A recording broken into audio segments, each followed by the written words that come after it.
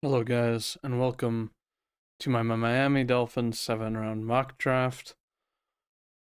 Starting today, I'm going to be doing two teams a day because I want to get kind of all the 7 rounders, one for each team done, and then I'm going to kind of look at the prospects and kind of give who I think, is like my top prospects going into the draft, before the draft, so I can save a little bit of time because as it is right now, um, I'm obviously not even halfway through. I'm a little bit under halfway through, and it's just one of those things that I want to, get that done. But I'm not going to do this where I do the Dolphins and then the Colts. I'm going to do it where I do the Dolphins and then I'm going to go back all the way to, the very top, and I'm going to do the Eagles, and then vice versa. Tomorrow it'll be Chiefs, Colts, and that sort of thing. So we're gonna kind of like end, with kind of the later middle of the pack teams is how that this will work. But without further ado, let's go over, their team. So Jalen Waddle and Tyreek Hill, it seems like he's gonna stay on the team. We haven't heard any buzz. He was very emotional. This was a very bad year for the Dolphins, obviously, who could have, really, if Tua hadn't gone down, if, the team was, not so abysmal without him, then they could have made, a playoff push potentially and, gotten in instead of the Broncos. But they signed Nick Westbrook-Akine. I think that's a good pickup. He's a good young player. You definitely need like more depth in my opinion. These other guys like D Eskridge, Eric Izukanma, and Malik Washington, and then Tariq Black and Taj Washington, if you can even consider them. Just don't seem very good depth to me when Waddle and Hill have had injuries that have kept them out. Which really affect the team. Um, and it's like it's good that Jonnu Smith kind of emerged last year, as a very reliable tight end. But it's like this O line on the offense is really kind of what I'm looking at from the center to the right. You know, Aaron Brewer, James Daniels, and Austin Jackson. James Daniels, you can't tell me that's their fix. I think, obviously right guard, might not be the highest of priorities or that sort of thing, but the Dolphins are kind of in a difficult spot because they're likely not to get Membu or Campbell, in my opinion, where they're picking. Because there's teams that'll be grabbing them, before their selection. So they might have to trade up if they really want to go and grab tackle, to shore up their right tackle position with some high caliber talent. But with that being said, we'll move on to the defense. I think that you could definitely look at sort of, in their 3-4, the D line, all of these guys kind of, you know, like journeymans at this point. Um, and it's just kind of like you need some actual talent there. Jalen Phillips at the left outside, Jordan Brooks, at inside, Tyrell Dodson, both came from Seattle, and then Bradley Chubb, who is just I think that he's just not very good. So it's like you could be looking at edge as well. And I think that might be more important than your O line, to be honest with you, just in the sense of the way that this defense played and they got exposed a lot because due to lack of pass rush. I think that, Storm Duck, Jalen Ramsey, and, Kader Kohu, are, pretty fine, I guess, a DB set that you have, but then you do bring in Melifonwu from Detroit, which I think is a solid pickup. Ashton Davis as your starting free safety to me is kind of crazy. I just don't see it. I think you'd need to draft a safety. So it's like looking at, the picks they have. I think they have 11 picks, which is very good for them. You're looking at free safety, potentially a corner, a pass rusher, D line, and then, a wide receiver and, at least a couple linemen. But without further ado, we'll go and we'll look at the draft. We'll start the draft. So, looking at what I said earlier about tackles, so yeah, Campbell and Membu. Campbell and Membu just absolutely, went earlier than these guys would have wanted. And I think it's like if you could get Membu or Campbell on this team, I think you'd be very, very happy, but they're just not going to be able to get them at pick 13. You know, looking at this, it's like you could say that they could go a linebacker, who's, got that electric experience type of thing. I do think that Luther Burden would fit in with this wide receiver room. He can play outside type of thing, but for me, I'm kind of looking, you know, at you, Kenneth Grant. I think that Kenneth Grant, you know, well, it's a little early, for him. I think that he's a guy that could come in and really help this team. They could go Malachi Starks, but I think that, bolstering the DB room is probably the least of their worries here. So really I'm kind of, torn between Luther Burden the third, who I think, could do really well and fit in really, really well with this team, so I guess, because you could do, I mean, I guess he didn't do as many wide snaps, but as, I don't know, as played outside, maybe he isn't the guy you go for because you're not moving on from Tyreek. We may not hear about Tyreek too, before the draft if the Dolphins are playing it smart and taking their time with him. Josh Simmons is a guy that I also kind of think of here that it's like if you wanted to, grab a guy that, could have arguably been the best, here. Obviously, he only played right tackle, a few years ago, but I think that he could move back there, to be honest with you. So it's like it's kind of interesting, would they take a flyer on him? Probably not because there's quite a few players here. Mike Green might even, have been somewhat of an option. It might be somewhat of an option, here where it's like, this guy could come in and he would have good production and that sort of thing. But it's like but for this team, who's the best? I think that, Jahad Campbell would actually kind of be, really good, but I just don't see them having grabbed a couple of guys there. So it's like Jordan Brooks, maybe you tap into his talent some more.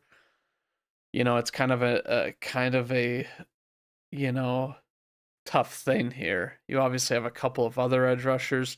James Pierce is just a big like a tall player, fast, young, and disruptive. And then we look at Izari. I'm sorry, I can't.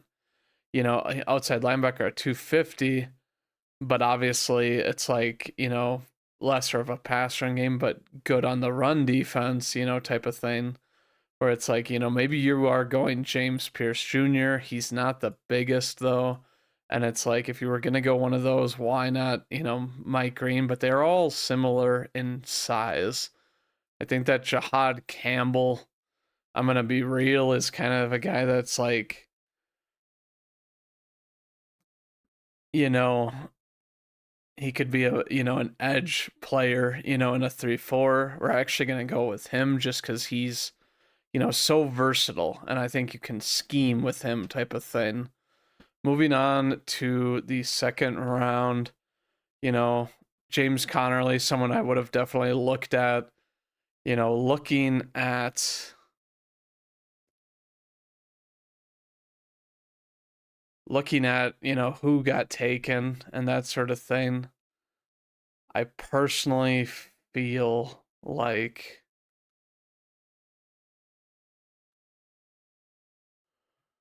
at this range you're looking, for potentially another wide receiver, and I actually really really like Jaden Higgins right here for them. He's a taller guy, and You don't really have that with Tyreek and Waddle. And it's like you could just use a guy on the outside who's got a bit more experience. But would they go him with the signing of Akine? I'm just not sure on it, to be honest with you. I think it's kind of interesting. I do see Shamar Turner here. I think that he would be a solid pickup, and that's who we're gonna go with here because I think that defensive interior, he's the highest ranked here, and he's definitely a player that has kind of dropped but was projected a lot higher. So it's like maybe good value here if he lives up to like what he was projected at earlier. So we're gonna draft Shamar Turner here, and move on to round 3 to our compensatory pick. Looking here, I see one obvious thing. I see Cameron Williams, and I think, obviously a guy who's more of a run blocker type of dude with a high zone grade, good for A chain type of thing, still young, and it's like a bet sort of thing. Let's see, plays right tackle and played a lot of right tackle. But looking at this, maybe he's too high of a gamble type of player, and we're gonna look somewhere else. Anthony Belton, another tackle, played left, but size that can definitely, you know, has really really good length and overall just a better pass block grade, which I think you kind of want, and it's like if you can plug him in over on the right side, definitely let up some pressure and that sort of thing, but has an overall pretty good pass rush grade. Only really struggling against a few 4 teams here. I think that this is a guy that, hey, we bring him in and that sort of thing. I am gonna take a look though at Sebastian Castro. Obviously, I think that he, true ball hawking kind of guy, a little bit older, but could obviously played a lot in the box and slot, which I don't think they need because they do have that. So I'm looking at this and I am thinking that, hey, we're going to take Anthony Bell. He seems like the safer of the 2 tackles right here. And that's what we're gonna do for the O line of this team. Moving on to round 4 with quite a plethora of late round picks available. I'm looking and I'm seeing another defensive interior. I know we took Shamar Stewart already, but hey, this is a guy that could fit in a 3-3-4 at the end, sorry. And it's like, good pass rush win rate, which is something that they need, and run stop win rate's not the best, but it's like has a very solid pass rush win rate, a very powerful kind of guy. B gap, left side, over tackle, he did a little bit. So maybe, you're a little sketched out by that. But you know, high effort, that sort of thing. You need that energy on this team. I'm actually going to say Peebles here to them to kind of start to shore up their D line. Now with a couple of D line picks that we've made, and a linebacker and then a tackle, I'm kind of looking, potentially, unless there's a good, tackle here, that we're kind of like, oh, is this a guy that they're gonna go for? Maybe they do go Brandon Crenshaw Dixon here. Perhaps they go Chase Lunt if they like him a little bit better, type of thing, who also played a lot of right tackle, and has, I guess, really intriguing length being so tall. But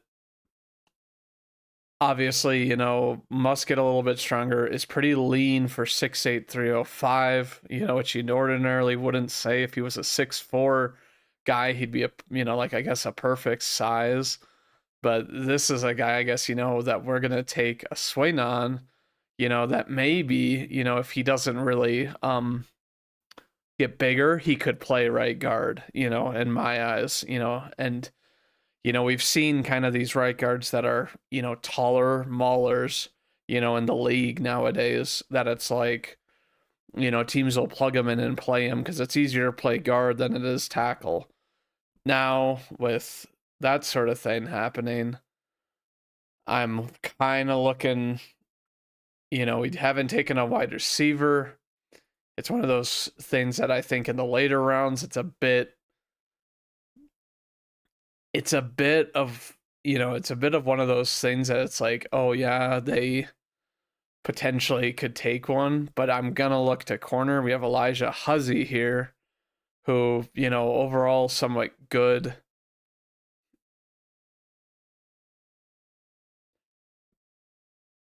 Somewhat good, has good, and that's, somewhat good man coverage.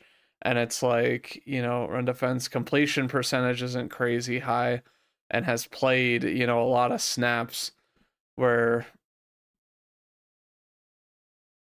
coverage snaps for there 7 receptions, targets. So very scrappy kind of man coverage dude. I honestly think that it's like, yeah, and he played primarily at corner, but has also played in the slot. So very versatile depending on what they want to do. Because usually they have Ramsey go after the number one guy. So this guy could be on a dude, behind and just plays like a dog. We're gonna grab Huzzy for the Dolphins to help that DB room. Now moving on to this pick. I'm kind of thinking we drafted a linebacker earlier, another guy that I've, been very high on, but oh, we have Tesla here as well. But it's like Tesla's a taller guy, which to me, and has a very good contested catch rate. I think that, with a guy like this, he's not going to have all the pressure on him. Yards per run is pretty low, didn't get a ton of targets or a ton of yards. But clearly, a dude like this, looks like a guy who you could bring in and he can fill that kind of bigger body role and do contested catches because they rely a lot on, guys getting, or Waddle and Hill beating their guy, or finding the weak spot in the defense quickly and Tua zips it to him. But I think they could use a contested catch sort of guy. Not that Waddle can't sometimes do that, but it's not what he's really greatest at. So we're going to go Tesla here. And then we're on to round 7, and we have our remaining 4 picks in round 7. Quite a lot of, backloaded picks.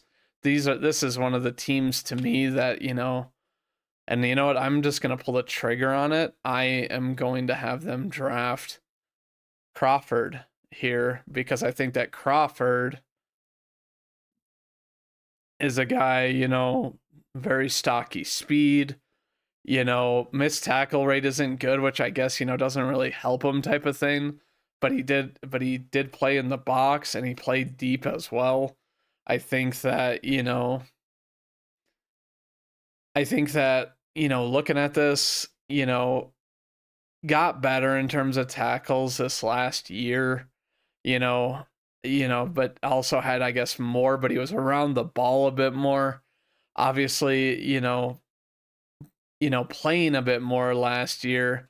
So it's like I feel like with the number of defensive snaps, and then he let up 12. I mean, I think this is a guy that you can grab, and he could fit in and maybe develop a little bit behind who you have. But now to pick 231.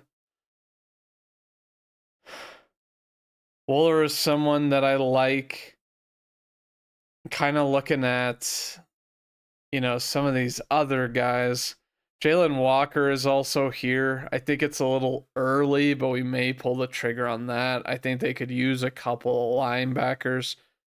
Theo Weiss, Kyron Lacey, Dante Trader, who I think, as a late round pick, would maybe be worth it. The player that I'm going to pull the trigger on is going to be, let me see.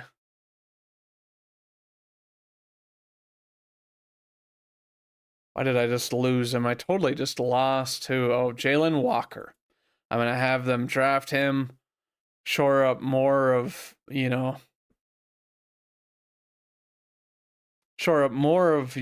linebacker core, which I think needs help. And then, what do we have 2 picks left. Yeah, still 2 more picks in the last 5. I think that you need to go after.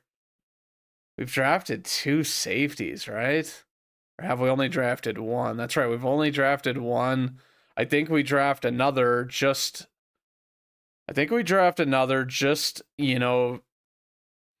to show that, like, hey, we need better safety play, or we want to try some guys out. I think the safety position is really, and I think honestly, you go with a guy that, had a tackle problem, but then you go with Dante Trader, who doesn't really have a tackle problem and is a stocky, scrappy player.